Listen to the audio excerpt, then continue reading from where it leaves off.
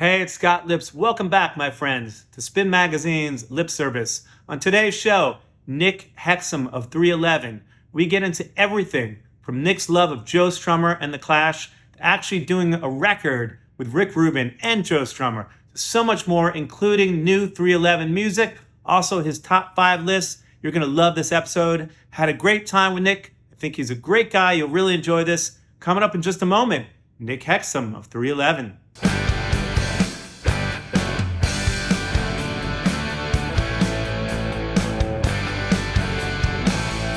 Welcome into the show, Nick Hexum, 311. How are you, my man? Great. Thanks so much for having me. Thanks for coming. It's so great to see you. Every summer, aside from the pandemic, you've been touring, coming up again, September.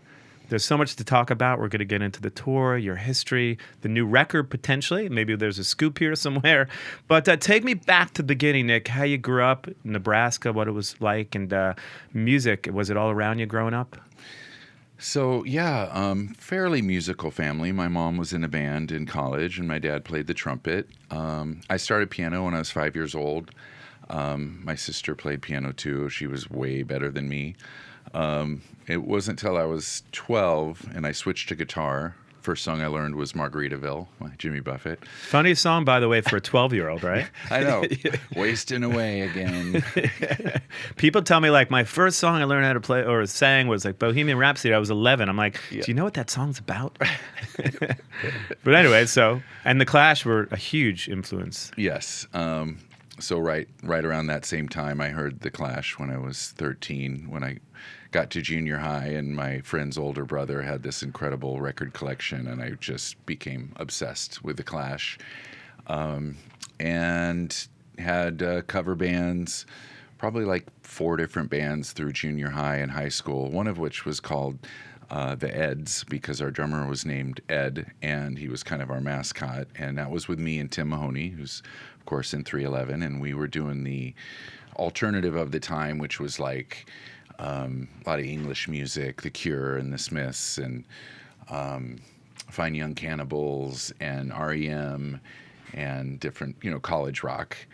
And then at the end of high school, we hooked up with Chad Sexton, our drummer, in 311, and that's when I think the 311 sound was kind of born, where we all really got into Bad Brains and Prince and Public Enemy and funk and punk and a lot of hip hop and just everything that was sort of verboten in Omaha, Nebraska. All this rebellious music. And so we had a band called Unity, and that's where the 311 sound was kind of born in 1988.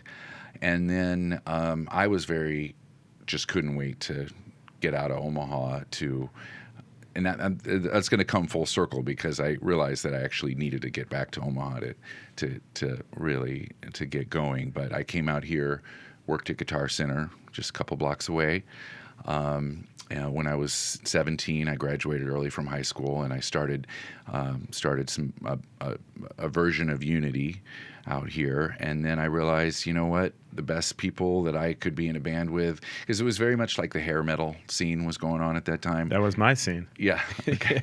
And I was like, I of course appreciate heavy music, but I wanted more like, I liked, Jane's Addiction and Chili Peppers and that kind of more alternative stuff. So I just floundered around a little bit, and then I realized the best people that I could be in a band with were my buddies from high school, Tim and Chad. And I was playing bass in the early incarnation of the band at that time. And I was like, I just want to be the front man, jump around. And then so Chad was like, well, I know a great bass player. His name's Peanut. He's 14 years old, but he's smoking. So I was like, great. And then he's a Jaco Pastorius of 14-year-olds. He's a guy that's like killing it at 14. But even before then, your dad was a professor, and were your parents really into music? What was life like around when you were a kid growing up musically for you? Yeah, we actually made like a family band and recorded a couple songs, one of which was Margaritaville, because it was the first song that I knew how to play, and we would harmonize together, and my sister would play piano, and I think my dad was on trumpet or percussion. We did record together a little sort of Partridge Family kind of situation. So they were super supportive, and my dad was always would give in when I would, campaign for a new guitar or amp or whatever. He's kind of my hero. He's just an amazing guy. He just turned 82 last week. Amazing.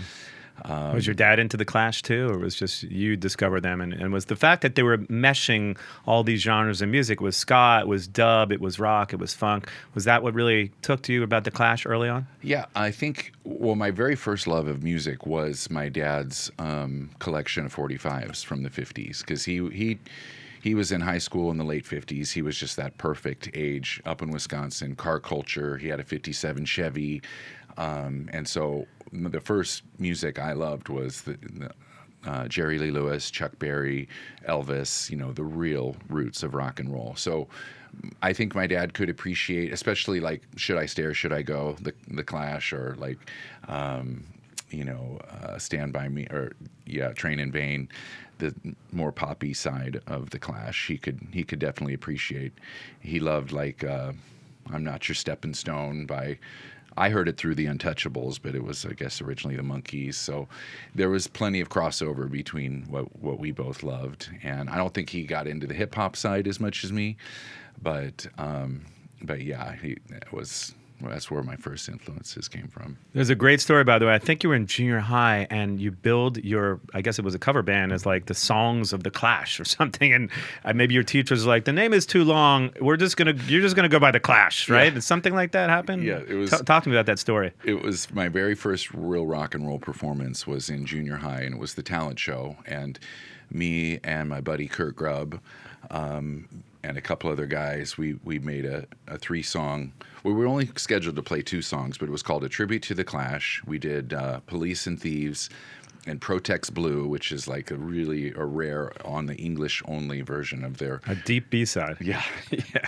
and it was we called it A Tribute to the Clash, and the music teacher was like, I'm just going to call it the Clash. And so that was like, so I got a chance to tell Joe Strummer that when we hung out, and I recorded as part of the South Park soundtrack. I was like, my first gig was as the Clash. They're doing stadiums and high schools too. Yeah, exactly. And early on, you had a little bit of a love of jazz too that you got, because initially, and jazz is a very complicated musical form, so it's interesting. That's kind of where you also kind of cut your teeth musically too, right? Yeah. To me, I've always kind of been a crooner. I have kind of a lower voice, and I always loved from like, Frank Sinatra to Jim Morrison and people that are a little bit more baritone-y, and just loved hollow body jazz guitar. I just see the thread between rock and roll, and I love now learning about the roots of music where everything was combined at one point, where like rock and roll and country were just like one thing until it sort of branched in a marketing way, but in the early days, jazz and rock and roll were combined as well. So I always try and look for the intersection in different styles, and that's what I think 311 has always been about, coming up with new combinations that maybe haven't been done before, but it's just like a never-ending journey. Yeah, so you're 17 or so. You decide to move out to LA, and which is hard because at the end of the day, like I'm sure your parents weren't like, Nick, move to LA, you have nothing, the guys in band, live on top ramen for 5 years and just go for it. Or were your parents fighting you on that? My dad did say, I really think that you should, get an education as well. And I was like, seriously? That is not going to happen. Nice try, but no, I'm not doing that. Because you knew even in high school that you were so determined to make it. And no matter what happens, you had this mindset, I'm going to make it. Even if I'm in high school and I'm not sure and I have no specific game plan, I'm moving to LA, I'm going to make it. And you were determined. And that's one of the reasons I think why artists end up making it or they don't. It's that perseverance that a lot of people don't talk about.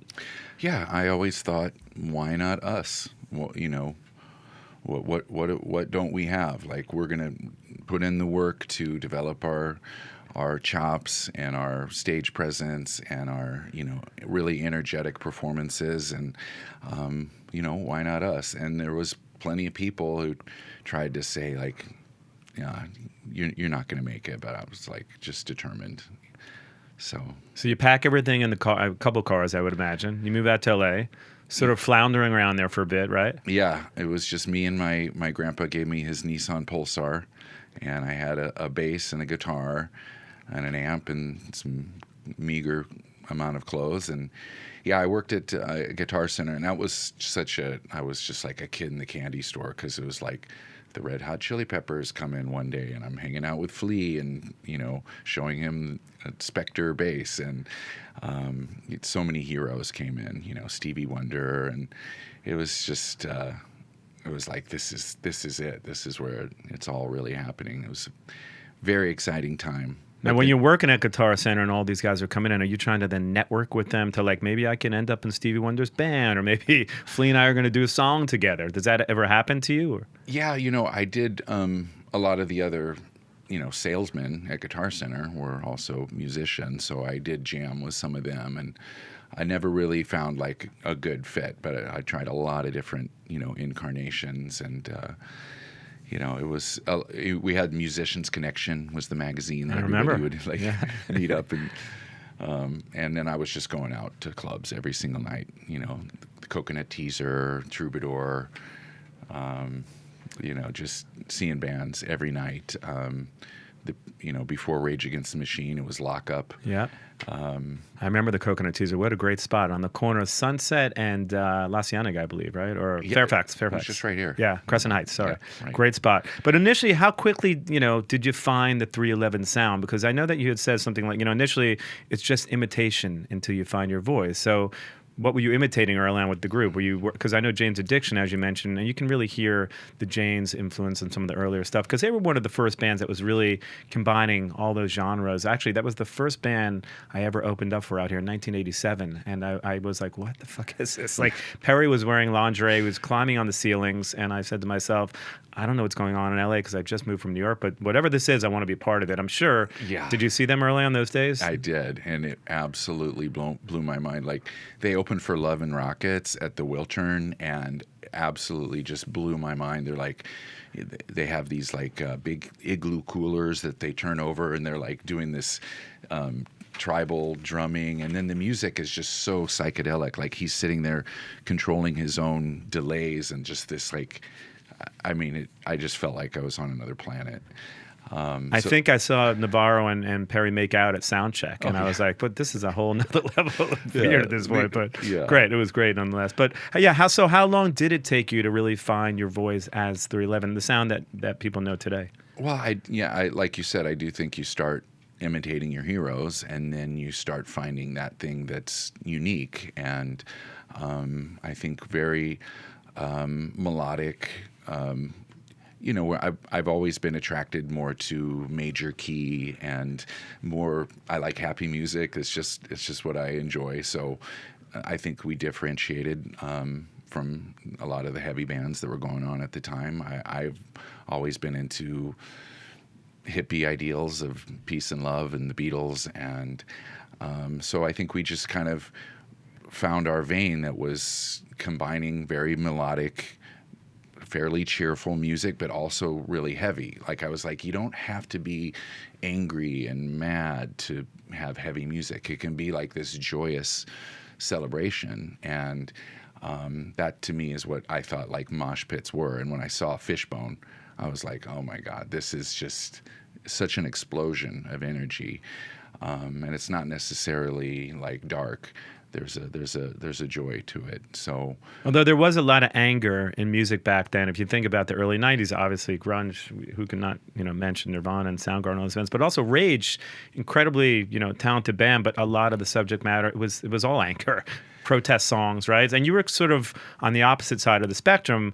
To this day, I think Amber has something like 400 million views on TikTok. So obviously, when music makes people feel great, it's something that, it really stands the test of time. There is something to be said when a song like that goes viral years later. People love to feel good, too, when they listen to music. And that's what your music has always brought people, a lot of joy, a lot of happiness. So you took the other path. Instead of anger and instead of what was going on in music, you went the other direction. Lyrically, tell me where that was coming from place. Maybe reggae, too, I guess? Yeah. One of my other original loves was the Bob Marley, listening to natty dread, smoking crappy marijuana that we could find in Omaha. Growing your own marijuana. Yeah, ditchweed. You know, we. But there was just something about the groove of that music and the funkiness of it and the way it was like so dry. But then also with spikes of trippy delay and stuff. And yeah, Amber's having a moment.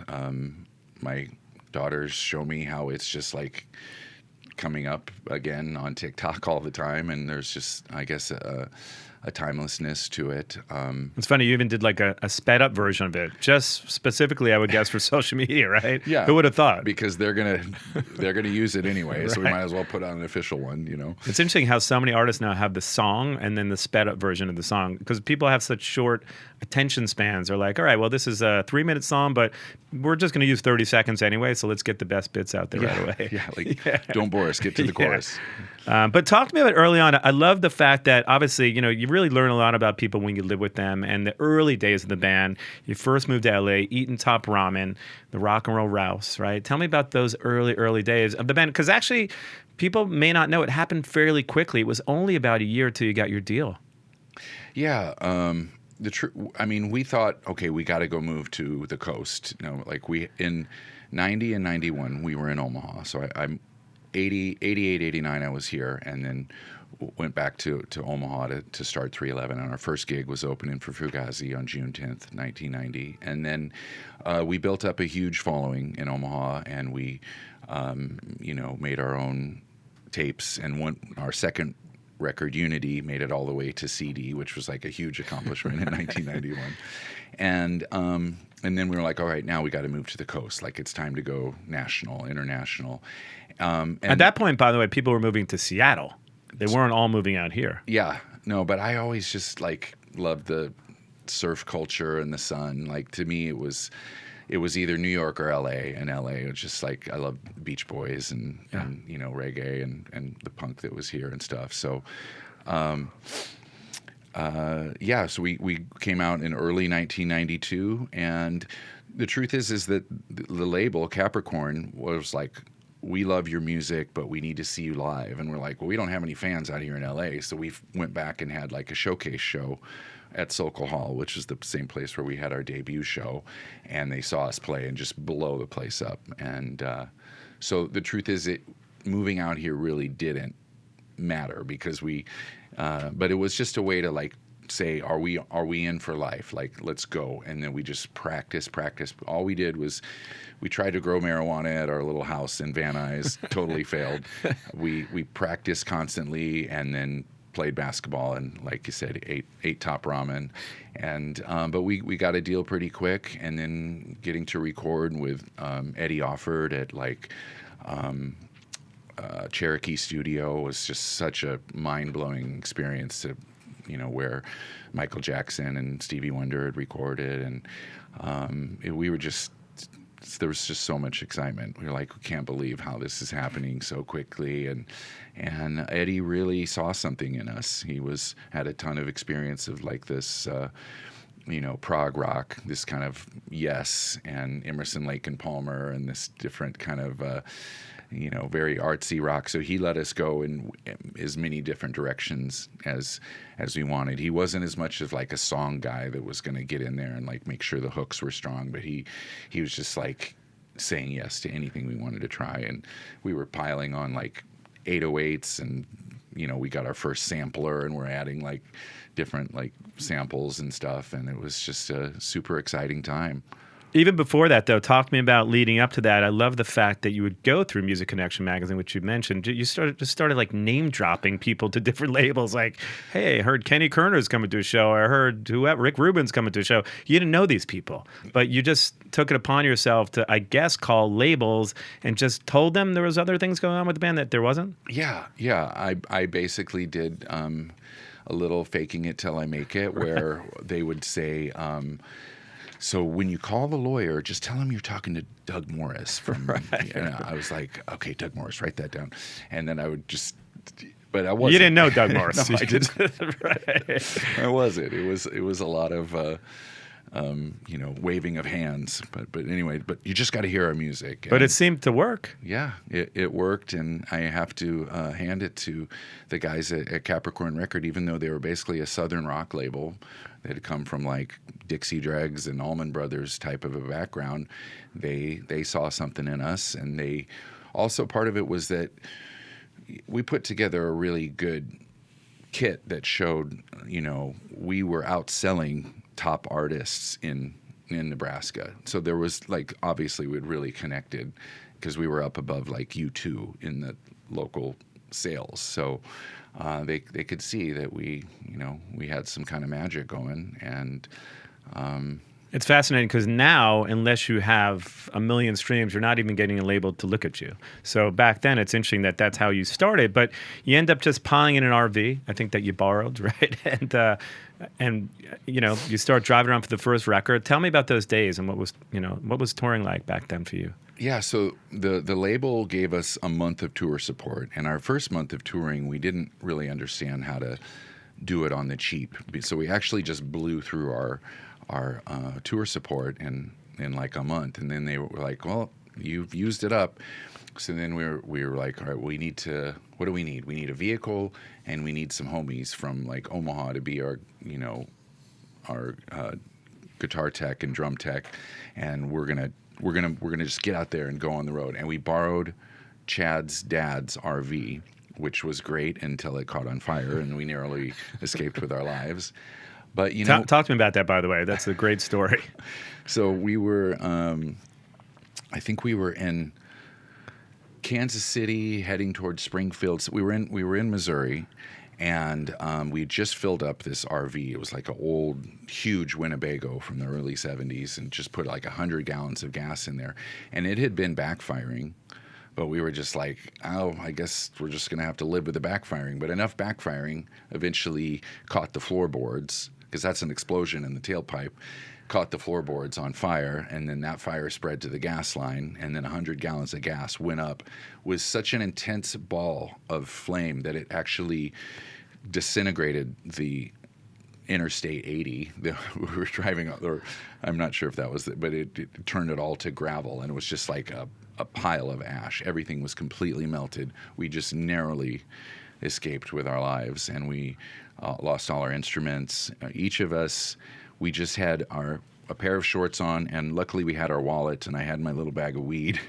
And you we need the had weed. shoes, but no shirts, and no other possessions survived.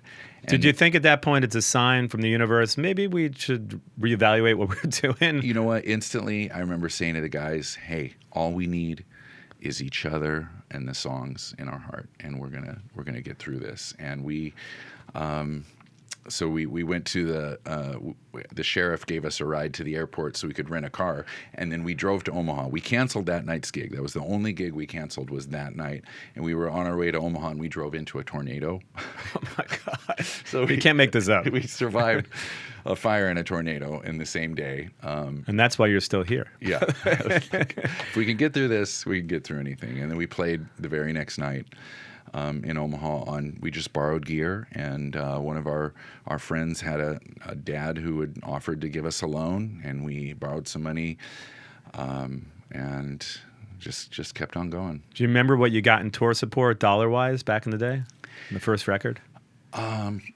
Something like 20 grand, and somehow we blew through it in a month because we didn't really understand that we needed to make it last for a year, right? Yeah. That's funny. So you blow through that, you borrow some equipment. You know the sales in the first record. Do you remember the numbers, kind of what you were doing on the first record? I think we only got to like 35,000 maybe on the first album. And then the second album, Grass. Luckily, we were guaranteed 2 albums because maybe I think Capricorn didn't. They saw something in us, and they guaranteed us 2 albums. So we were guaranteed to do our second album, Grassroots, as well. Which you did in a house, by the way. Which we did in our little house in Van Nuys. And then we'd go back to these towns that we'd played, and first time we played there would be just like a handful of people. Next time we went through there, they were just packed. So we were on a really fast trajectory of growing quickly. So, and on our second album, we said we're just going to put our music, put our possessions in storage and live on the road and just live on our music until tour till gold was our attitude. Now, we didn't quite make it to gold on the second album, but we had just really, we got into our like 10,000 hours of playing during that, like just playing every night. Once we played like 25 shows in a row without a day off on the Grassroots tour, just like show. And for those of you who don't know, it's really hard to do as a singer. I mean, to do 25 shows in a row, your voice is shot usually by the end of that, right? Yeah, I don't know how we did it. And we were partying our asses off the whole time. We brought along weights. We were like working out during the day, and then we would do this really exhausting show, and then we would party till like 4 a.m, and then we'd get up and do it all over again. I have no idea how we survived all that. Now before a show, you're meditating, you're stretching, I'm sure, right? Oh, It's all different when we enter our 40s and 50s for sure. But talk to me about 1995, the Blue Album, the breakthrough record for you, because that was the record that really kind of broke through for you guys. So tell me about the record, the recording process, and kind of what it means to you now, because it is coming up. You have a 30th year anniversary of music. There's a lot of stuff going on in the history of 311 coming up. Yeah. There was, we had just been building very steadily through music and Grassroots, and I think that we just said, let's maybe go not as much experimentation. Let's just make the songs, don't bore us, get to the chorus, just like awesome live songs that were just going to rock the house. And then that's when we came up with, All Mixed Up and Don't Stay Home and Down. And Hive was a big, like, rap rock anthem that we would start a lot of shows with. And, we lived up on Macapa Drive, which is up above the Hollywood Bowl, and had a beautiful view of the whole city. So we were starting to like live a good life. I had my 69 Lincoln, like with the suicide doors that I had like painted with this metallic flake gold, and I was living. Was that the first time you had money really playing music? Absolutely. Yeah. So the record does incredibly well for you. Obviously, that was the record that sort of changed everything for you. There's a lot of bands, by the way, that people may not know. We were just talking about my friend Brandon Boyd. I feel like you really helped Incubus in the beginning, kind of to where they are today. You came up at the same time, but that's a band I feel that could have been heavily influenced by 311 early on too. Yeah, even they were actually predate us because they had started playing when they were like in kindergarten. I mean, it's their history goes so far back.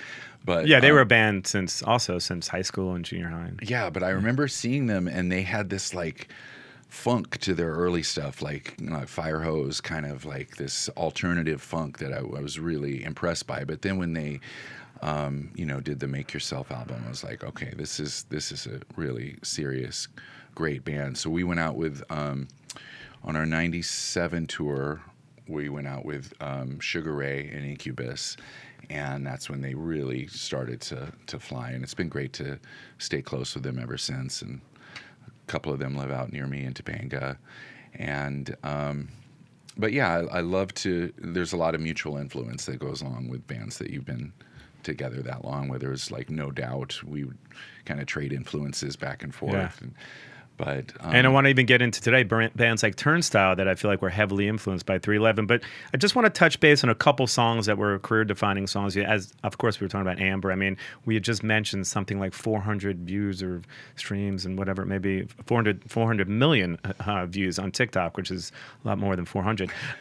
So talk to me about that, because the song seems to have another resurgence. There's the one good thing I think about social media is the fact that you can take songs that are 30 years old, and all of a sudden there's a new life to them, right? So talking about writing that song was sort of your big breakout record. By the way, I did a deep dive into 311 before we came here today, and so many of these songs stick in your mind for hours and hours. So kudos to you for writing some incredible songs over the years. Thank you. I mean, I feel like I just have music, hooks going in my brain, and that my job is just to document them. They come from who knows where. But the song Amber was just, to me, amber light, the color of a sunset is like the easiest light shade to look at. So I wanted to make all the instruments sound just very warm, and having that having that softness to everything. It's almost the ultimate surf song too. It just has this California feel to it, right? Yeah. Yeah, and I remember when we shot a video for it that was down on the beach in Orange County, and then we tried to go to Europe with it, and the label was like, it's very California. Maybe change the song. They wouldn't even know it would become your biggest song later on, right? Yeah, like they were into Oasis and stuff at the time. It was like not happening there. But yeah, it's the song just keeps having legs, and it's nice to see the younger generation getting onto it. But I would say that was maybe our 7th or 8th song that it had done well. And it never, I don't think it got to number 1. It was just a slow burn. Like it peaked at like 2 years after it came out, because it wasn't what you normally think of as a hit, which is exciting. And it has a really weird song structure. Like it goes a long intro where I'm just kind of improvising, and then it does a chorus, and then it goes to a dub breakdown, and then a guitar solo. Like, not the song structure of pop songs today, but it worked. It worked incredibly well. 2004, the band covers "Love Song" by The Cure. By the way, did you get to see any of The Cure shows? I know they just played here at the Hollywood Bowl. Yeah, not this one. My wife went to one of them, but I, in high school, I convinced my parents to let me drive to see The Cure at Red Rocks. So that was amazing venue, incredible. by the way. I drank a bottle of Robitussin before the show, so it was extremely trippy. Hard to breathe up there too when you're performing there. It is. Yeah. So talk to me about the song, Cure. because obviously, I think Robert Smith actually, endorsed your version of the song, right, which is amazing. But the song initially came about because Adam Sandler had said to you guys, and I don't know how you ended up meeting him, but for 51st Dates, like this, I feel like you guys could do well with this song. Yeah. Yeah, we had a mutual friend, Brian Ling, who was friends with Sandler, and he said, I love the song Amber. I want that to be like the sound of this movie, 51st Dates, which was actually called 51st Kisses until that didn't test well with men. So they said, we're going to change it to 51st Dates. And he said, I want that to be the sound of the movie. And I think 311 could really do a good cover of Love Song. And I wasn't that familiar with that album. It's kind of a later, like Disintegration. I was more like Head in the Door and like the earlier, kind of stuff. So I wasn't that familiar with the song, but I listened to it and I was like, all right, I'm going to give it like the full soft, ambery treatment. And that became kind of like the lead song of the movie. And that was the first time we'd ever had sort of this tie-in between, cinema and a song, and going to the premiere and everything. It was a really, really cool experience. And then I also got to, he said, I'm trying to do 80s alternative love songs in a reggae style. And I was like, oh, how about Lips Like Sugar, Echo and the Bunnymen. And so I got Seal. Yeah. I produced it and I made the track, and Seal sang the song. And then Stop the World and Melt With You, Jason Mraz sang it. I made the track. Our last guest. Oh, cool. Yeah. Yeah, and I did like 5 songs for that. So it was a very busy, exciting time. How'd you know that Robert Smith approved it? I mean, did you call him? Did you meet him somewhere? How'd that happen? Our management talked to them, and also the bass player was in our video for the song. He plays the bartender in the song. So it was nice to hear, because a couple people did say, "Oh, you shouldn't touch the Cure. That's like sacred." And I was like, "Oh." And you can picture Robert Smith not liking a lot. Yeah. His whole demeanor is goth. But talk about some of the milestones. Obviously, it's the 30th anniversary of music, which is incredible. It came out in 1993.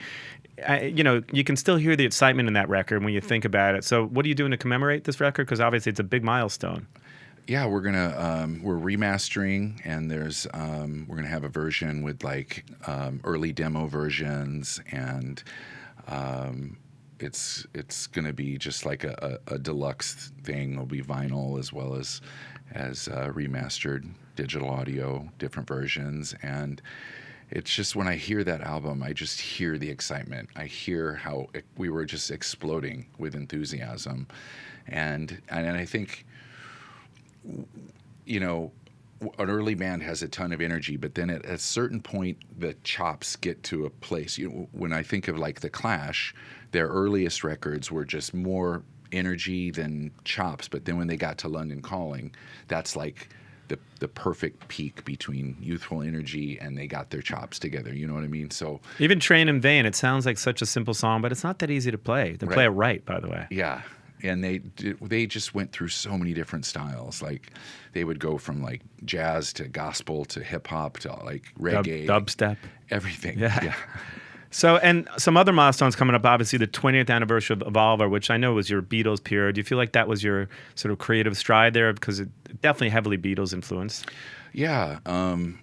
I just really got into being a real student of the Beatles and reading these books and learning the songs on guitars and understanding like, oh, the minor 4-chord and then, these, they call it a Picardy third where Paul would just like be a minor song, but then he would end it on the major. Like, whoa, that just really learning all the tricks that they had. And, it wasn't a particularly well-received album, but it is with our fans, but not with the critics. So that's And then when you listen back to it, it's so great. And it's funny, sometimes records don't get their due like at this certain time period, but people appreciate them a lot more later.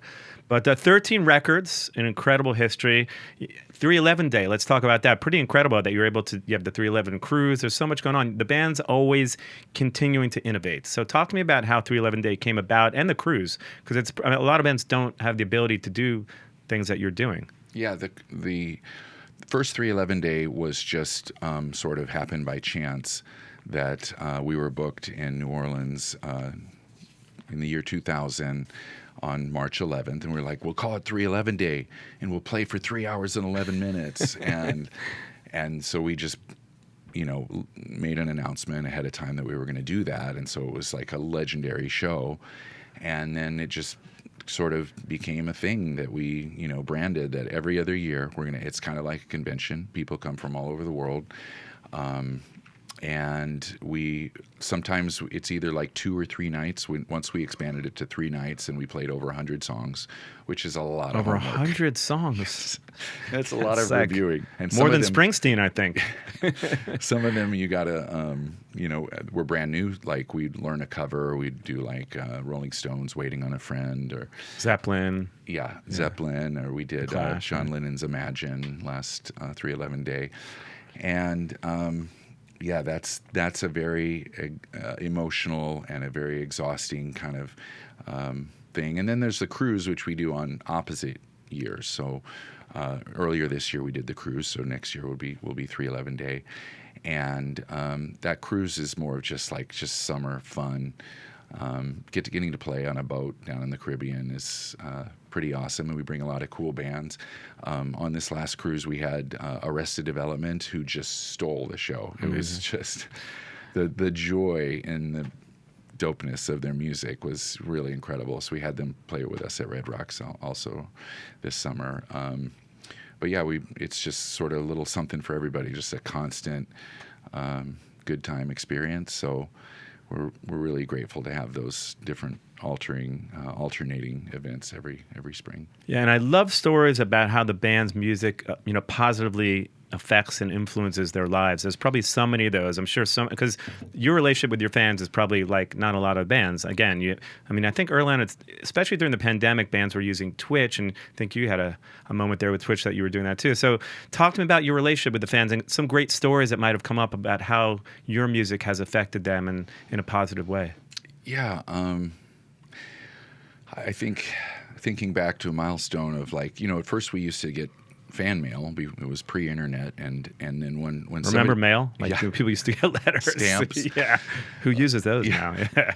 And somebody, I remember a guy writing to me, 311 is to me what the Clash is to you, and I was like, oh wow, that's an honor to get to be That's that. the best thing someone could tell you. Yeah, it really did mean a lot to me, and then now just hearing from fans that our music has been a source of solace. People say, I went through a hard time, depression, addiction, breakups, grieving, all these different, and then to be someone's source of strength during that time is really an honor and a big responsibility. I mean, I think I'd always heard different artists say, "Oh, I'm not a role model." I just say, well, you know what the truth is that there is a responsibility when Right. that many people are listening to you, and so.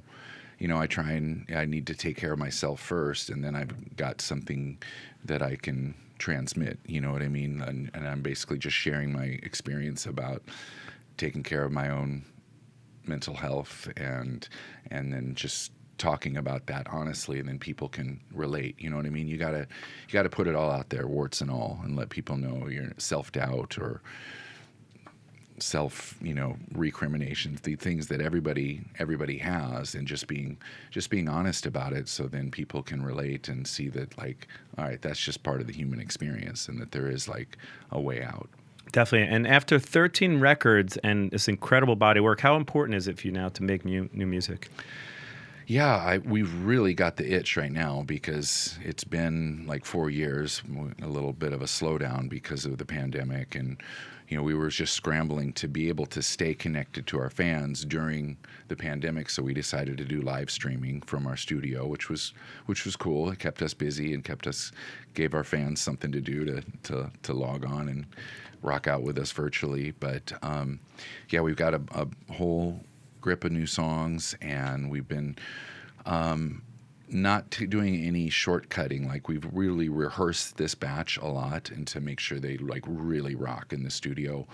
Because the band's fairly spread out there, right? You don't all live on Laurel Canyon like you did before. No. I mean, you're all over the place. There was Arizona. a time, we all lived just right within a mile of each other in Laurel Canyon, and now people are a couple guys in Ojai. I'm in Topanga, and Chad's in Arizona.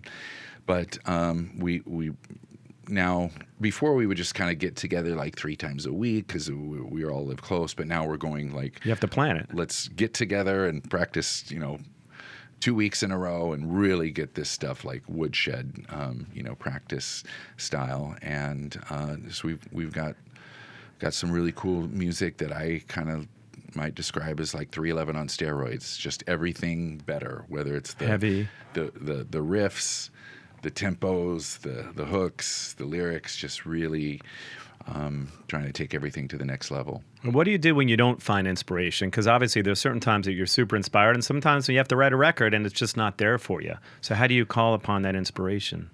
I always say that quantity begets quality. So you need to just keep writing to get better. You can't just sit there and wait for like this one perfect idea to come and like force you to write. You got to stay in the writing mode. But then also, I do think it's nice to take little breaks, like, maybe go for a couple months with, I'm just going to focus, I'm going to go surfing and just kind of live for a while. But then like, all right, it's been a while. Now let's get in there and write. And even if the first thing you write sucks, you just get through that, and enough quantity will improve the quality. Definitely. Well, I'm excited to hear the new record. Do you have any idea when that would be coming out? Maybe it's going to the end of the year, do you think? Yeah, I would say at least an advanced single to be out at the end of the year. But we're getting together in August to start like recording for real. So far, we've just been rehearsing and making demos. So, and you got the tour coming up too, so you have to find time to do within everything else. But talk to me about new music. Are you still inspired when you hear bands like Turnstile? We touched, 21 Pilots. Are these bands that really inspire you at this point, or do you know that some of them, I'm sure that you influenced?